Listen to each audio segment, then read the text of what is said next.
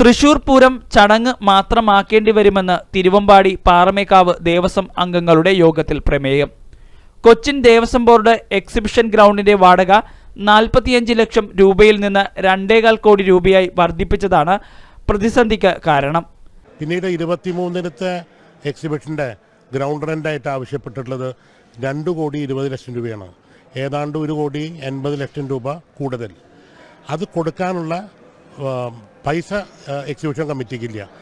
ഈ കൊടുക്കാത്ത കാരണം അവർ ഇനി ക്ഷേത്ര മൈതാനം 24-ലേക്ക് അനുവദിക്കില്ല എന്ന് പറഞ്ഞിട്ട് നമുക്ക് രേഖാമൂലം തന്നിട്ടുണ്ട്. അതായത് ബാക്കി തുക കൊടുത്തില്ലെങ്കിൽ നമ്മുടെ ഈ ക്ഷേത്ര മൈതാനം തരാൻ പോലും ചിന്തിക്കില്ല എന്നുള്ള നിലയ്ക്കാണ് സംസാരിച്ചിട്ടുള്ളത്. അപ്പം നമ്മൾ ആദ്യം ആവശ്യപ്പെട്ടിട്ടുള്ളത് ഈ ക്ഷേത്ര മൈതാനം അനുവദിക്കുക, അതിനോടൊപ്പം തന്നെ ഈ വാടകയുടെ കേസിലൊരു ഗമ്യമായ പരിഹാരം കണ്ടെത്താനായിട്ട് ബഹുമാനപ്പെട്ട കേരള മുഖ്യമന്ത്രിയോടൊരു റെസല്യൂഷൻ പാസാക്കി കൊടുത്തിരിക്കും.